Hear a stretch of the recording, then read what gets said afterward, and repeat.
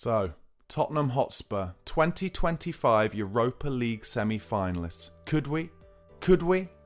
It's been a hard-fought run, a few heart-stopping moments, and of course, the usual existential dread for Spurs fans that comes with any knockout competition. You can practically hear the soundtrack. Hope, pain, loss at home to Ghent, cardiac arrest, repeat. But while 2025's campaign has had its ups, we've got to go way back, before social media breakdowns and VAR-induced meltdowns, to remember the time Spurs didn't just dream of European glory, we actually won it. Let's rewind the clock to the glorious, gritty and bin-bag-ridden 80s. Shoulder pads were sex appeal, mullets, well, they were a lifestyle, and Tottenham Hotspur were about to lift the 1984 UEFA Cup. Oh yes, that really happened. And for all you youngsters, the UEFA Cup, it was the Europa League, just without the pointless money-grabbing rebrand.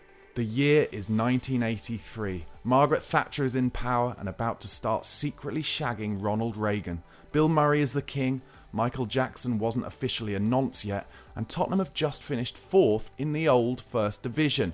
Not bad at all. Under manager Keith Birkinshaw, Spurs were building a solid European pedigree. This wasn't some miracle run from bottom of the table obscurity like this year under Big Ange. Oh no, Spurs had already tasted continental success, lifting the UEFA Cup in 1972 and the Cup Winners' Cup back in 1963. Again, for you youngsters, the Gen Zs, the Cup Winners' Cup was a tournoi that did exactly what it said on the tin. And back in 63, it very much existed and counted as a European trophy. And as we all know far too well, in 1994, it had absolutely stopped existing or counting towards European trophy existence. Spurs were legit. Spurs were rated. Glory, glory nights and all-white kits were revered around the continent. And Tottenham had the players to match too.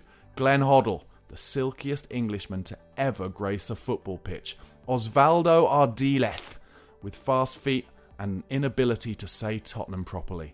And of course, Steve Perryman, the beating heart of the club, the highest appearance maker ever, and the man who, in my opinion, Archie Gray may well become. But there were also new faces in town, a certain Danny Thomas, and up front, a young striker named Mark Falco who'd soon play a starring role.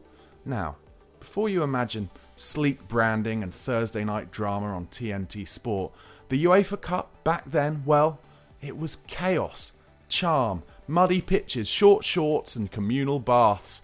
There were no group stages, no seeded draws, just two-legged knockout ties from round one to the final.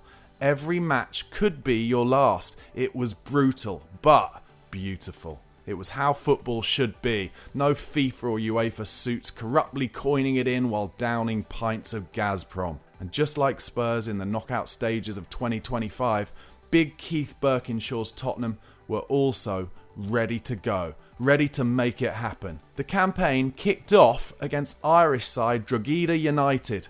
The poor lads from Ireland didn't know what hit them. Spurs smashed them 14-0 over 2 legs. That's right, 14-0. It was less football match and more lesson on the beautiful game.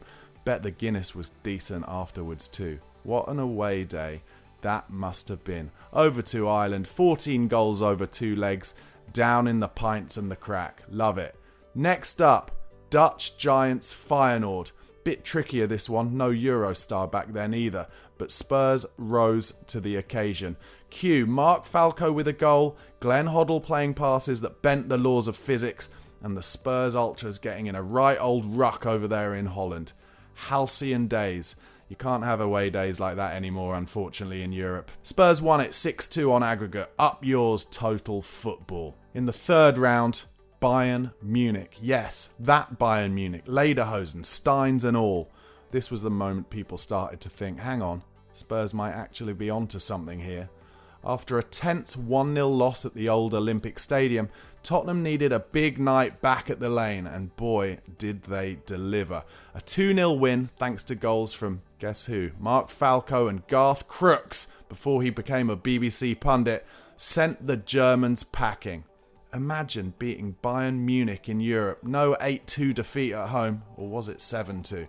Proper football heritage Bayern. Auf Wiedersehen, Munich. In the quarters, we faced up to Austria Vienna, and, well, we made it look comfortable. Well, it's Tottenham, so comfortable-ish. Spurs won 5-2 on aggregate, Falco scoring once again. By now, he was proving himself one of the best strikers in Europe, such was his addiction to sticking leather in the onion bag. After this, it started to get nervy. A 2-1 loss in Yugoslavia in the semi-finals, back when Yugoslavia really was Yugoslavia, meant the lane needed to be rocking again, and it was. This, of course, was Hajduk Split. No easy team to beat, especially in the semi of a European competition. A 1-0 win in the second leg thanks to a brilliant strike from future Barcelona star and toothless Scottish hardman Steve Archibald sent Spurs to the final on away goals.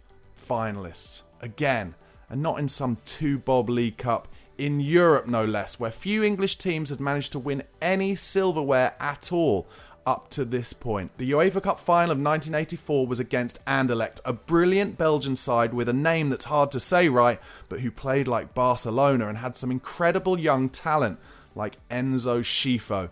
Oh boy, it would have been amazing in a Spurs shirt if we'd ever managed to snare him. Proper flair player. It was a 2-legged affair and it was tight. First match in Brussels, 1-1. Graham Roberts with the crucial equaliser late on for Spurs. Clutch. And then the second leg at White Hart Lane. Anderlecht scored first. Panic. Chaos. Nail-biting. Absolutely classic Tottenham. But up stepped Graham Roberts again. The man was an animal and he was everywhere. He equalised. 2-2 on aggregate after extra time, and the match goes to penalties.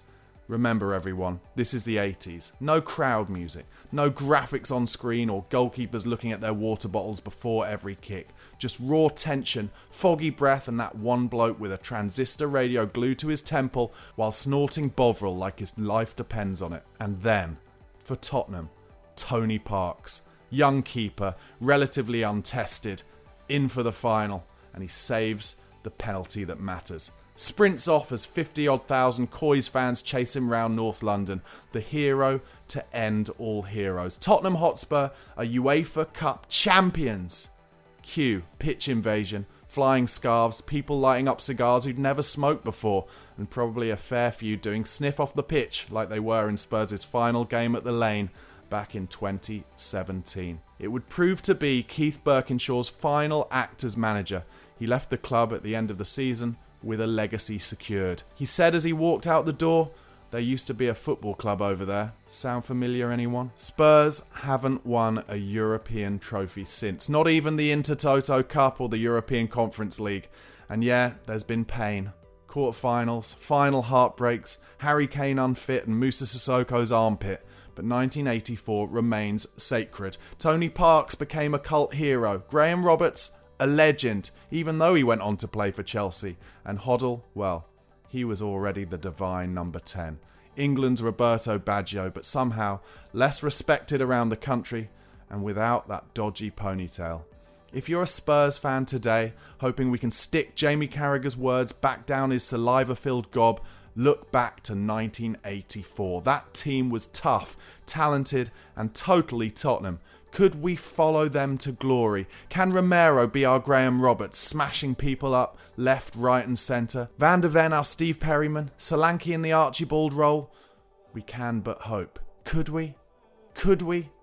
Spurs 84 didn't just play the beautiful game, they won with it. So, as Tottenham battle it out in 2025's Europa League semi against Bodo Glimt over the next couple of weeks, dreaming of going one better, just remember, we've been here before, lads, and we can do it again. Only this time, maybe let's skip the pens, yeah? If you like this trip down memory lane, hit like, smash subscribe, and let us know in the comments your favourite moment from Spurs' 1984 triumph if you're a bit older, or your prediction for this year's two-legged semi-final. Or if you're watching this further down the road, tell us your memories of Tottenham doing well in the 2025 Europa League. Come on, you Spurs.